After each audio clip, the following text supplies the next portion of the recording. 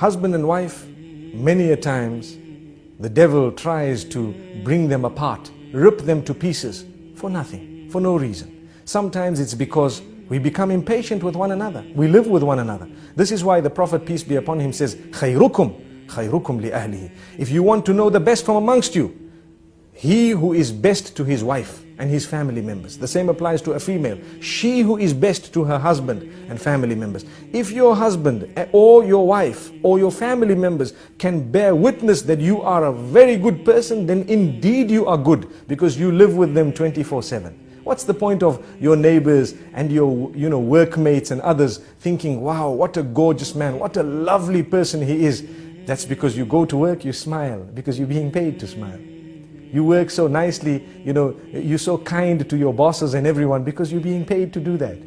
Some wives wouldn't mind paying their husbands to see that smile, because we don't smile sometimes. We come into the home, we throw everything onto one side, we sit in front of the television with our newspapers, and we're being spoken to, and we're just saying, yes, yes, until they might even ask us, are you a fool? And you say, yes.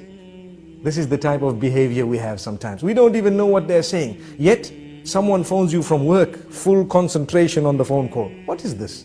Is this not a double standard relation? Did we not understand that we are working in order to enjoy our life, our married life? We are not married in order to enjoy our working life. People have turned the tables. And this is why if your work is coming and interfering with your marriage, you'd rather leave your work than to end your marriage. We need to know this. Because if we are going to leave our marriages in order to make our work work, we will end up leaving every marriage we are in. No one wants to marry a person who's married to his job. We ask the Almighty to grant us understanding.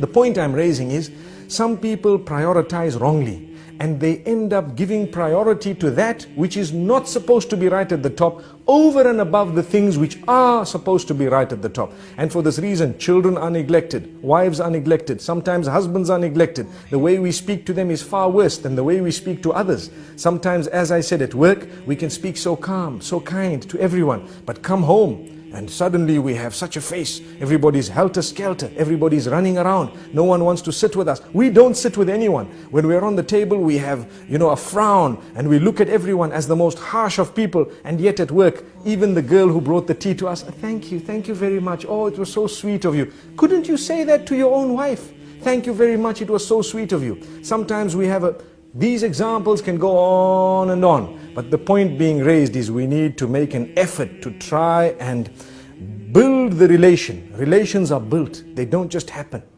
They are built. And it's like a little plant. You have the seed. The more you water it, the better it will grow. Sometimes you add a little bit of fertilizer and you find it will grow better. The fruit from it will become or will be of a far more superior quality. So you need to know, in the same way you're ready to put fertilizer there, sometimes a little rose can do a lot of positive, within the home. And yet we haven't ever done that. There are people sometimes who will buy chocolates and gifts for others who are not even related to them. And yet for their own family members, they've never even bought a single rose, nor have they bought a little gift, nor have they had a surprise for them. Why? This is when you have the relation breaking, especially today, in the age of television, in the age of the internet, where people are watching others live, sometimes even on the box, and they see how, happy others might be. They tend wrongly to compare. It is wrong to compare. It is in fact almost detrimental to compare your marriage to those who might appear to you to be happier than you. But people are doing it. And when they do this, at least we need to know, let us try our best to develop such a solid relation that they can discuss things with us openly, in a respectful manner. Look, this is where you're making a mistake. This is where I think you need correction. And don't feel bad about it. Take it. Some men think that we don't want to be corrected, and the same applies to some females. And this is husband and wife. We are supposed to be the closest, and yet we can't even communicate.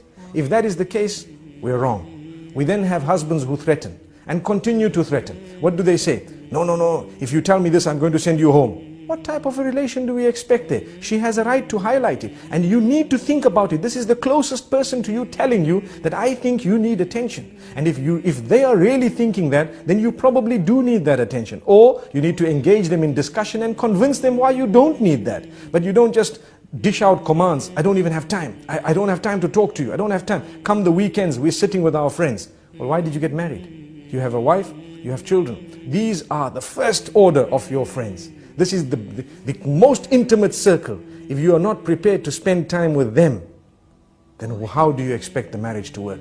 I think we've said quite a bit for today, and this is all food for thought. Obviously, whatever we've said applies to me firstly and then everyone else, and the idea is to conscientize one and all about this beautiful relation between husband and wife.